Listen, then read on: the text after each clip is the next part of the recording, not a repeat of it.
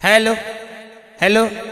अच्छा भैया आई रोशनी के समक्ष एगो छोटी छोटी चुटकुला पेश करता नहीं हम सरदार स्टूडियो में संजीत मधोसी ऑफिशियल जी के माध्यम से एगो चुटकुला बा। चुटकुला ये बा कि देखी ना, आपन बड़ाई अपने कोयले से कोई के खराब लगल। मरद अपना मेहरारू के लगे देखे अक्सर हाँ मरद होले नु तो वो कतहूँ ना ढेली है, लेकिन मेहरारू के लगे जाएंगे क्या है ये है वो है, तो मेहरारू के निक ना लगे, बुझ जाए कि हाँ ढीला तरह, या मेहरारू करी तो मर्द के निक ना लगे। ऐसे ही एगो किसान मोड़ी पर बोझा लेके जात रहे। इतना ना भारी बोझा रहे, मतलब 2 आदमी के बोझा रहे, अकेले उठा को लेके जात रहे। बीच रास्तवा में ओकर बोझवा गिर गई। ओही जाएगो हरवा भाई हर चलावत रहले, तो भाई 2 आदमी के चीज अकेले उठता, कल के हरवा भाई तनी आवा हाथ लगा तो बोझवा उठा तो कहता हमरा समास बा, अपने 2 दिन के जोतनी आज अकेले ही करे के बा, हमरा समास नहीं खे। कल के तेनी आजा भाई तेनी से हाथ लगा तो फिर अपन जोत तो ना हमरा समास नहीं खे। बहुत निहोरा कोइलक बेचारा, लेके हरवा आया के बोझा ना उठौल। अब मधोसी जी बुझ जाए कि जब ना उठल तो इहो बुझ गई कि अब दोसर कोनो उपाय नहीं खे। कहल कि हे भगवान, भगवान के नाम लेके कलही जोड़ लगाओ तब बोझवा में। अब का कल जोड़ लगल जय श्री राम कह के बोझवा पर जोड़ लगल कि ना, बस बोझवा ओकर उठ गई। जब ओकर बोझवा उठ गल तो किसान भाई सोचत कि रे भाई 2 आदमी के बोझा आई अकेले ही उठा दल, तो हम 2 दिन के जोतनी एक दिन ना जोत सकतनी, लेकिन 2 आदमी के बोझा ही अकेले कैसे उठौलक हो। अभी बात जाने के पड़ी कि हम 2 दिन के जोतनी अकेले आज कैसे कर ले। बज्जा के हरवा के रोक के कर गए भाई ए सुनो सुनो, कहले जा जा, तो खिसियाइले बा कहीं हाथ ना लो। कहले ई बताओ कहे 2 आदमी के बोझा अकेले केंग उठा लहो, कहले के केंग उठा लहो। भगवान पर जे भरोसा करी नु तो 2 आदमी के 5 आदमी के बोझा अकेले उठा ली। कहलक हाँ भगवान के नाम जब भरोसा कर जाई तो 2 आदमी 5 आदमी की चीज अकेले हो जाई। कहले बिल्कुल हो जाई। कहले हमरा 2 दिन के जोतनी बा, भगवान का नाम लेते 1 दिन में जोता जाई। कहले बिल्कुल जोता जाई। तो कहलक कि बताओ तारा भगवान के नाम का हो, वो नाम कह के हम ज्योति भाई हमरो 2 दिन के जोतनी 1 दिन करे के बा।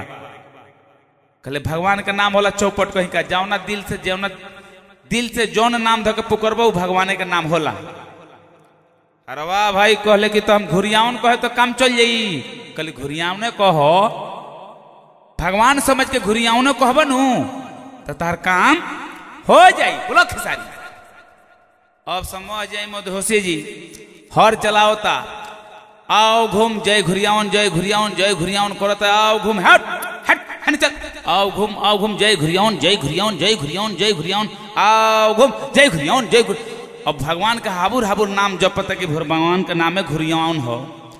आ वह जहाँ साजे कर रहता तो कहता जय घुरियाउन जय घुर, आओ घूम जय घुरियाउन जय घुरियाउन।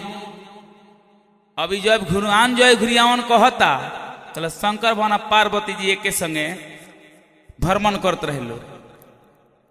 पार्वती जी मुहा में कपड़ा हुर के कहल कि सब देवता देखल नहीं, घुरियाउन देवता हम ना देखल नहीं। सुनता नहीं भगवान भोलेनाथ कहने की तू का जानत रह, घुरियाउन आते हम देवता के नामे ना सुनी। घुरियाउन देवता के हो? कहले घुरियाउन देवता के हो? घुरियाउन देवता हम हई, हमार नाम जप तक। पार्वती जी खींच लोग कोई के बड़ाई करला और वो अपने कहिले कि हमरे बड़ाई करता। भगवान भोलेनाथ ने कहनी कि नैखू मानत, नैखू मानत जाके पूछ लो कि केकर नाम जपता। कहता नु कि हमार नाम जपता। कह चुप रही, कोई कुछ करेला रो कहली कि हमरे नाम जपता। कहले अरे तारा नइखे बुझता, तेन जाके पूछना लो, ओकरे से पूछ लो, उहे बतला दी केकर नाम जपता। अब समझ जाई मधोसी जी पार्वती जी पहुंचली वो हरियाणा। पार्वती जी पहुंचली कहाँ वहां? वो हरवाह के लगे। समझ में आवता भोजपुरी? हरवाह के लगे जाके कहते कि हरवाह भाई ई कौन घुरियावन केकर नाम जपता रहो?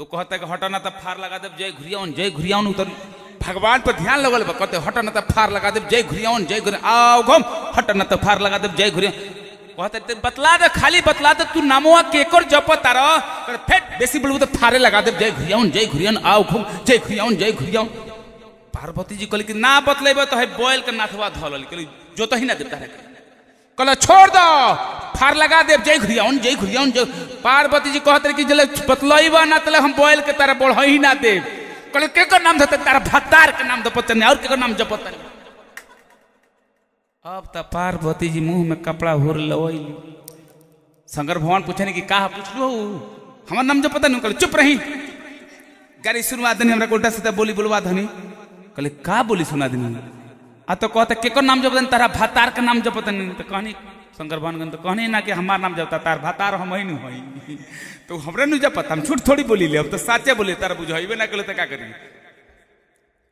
तो ऐसन ऐसन कुल सोचबा अगर ये बात निक लागल हो तो हमने के एक चुटकिला के लाइक करब सब सब्सक्राइब करब जना जी अनु और कमेंट भी करे आइए सरोवर सबसे निहोरा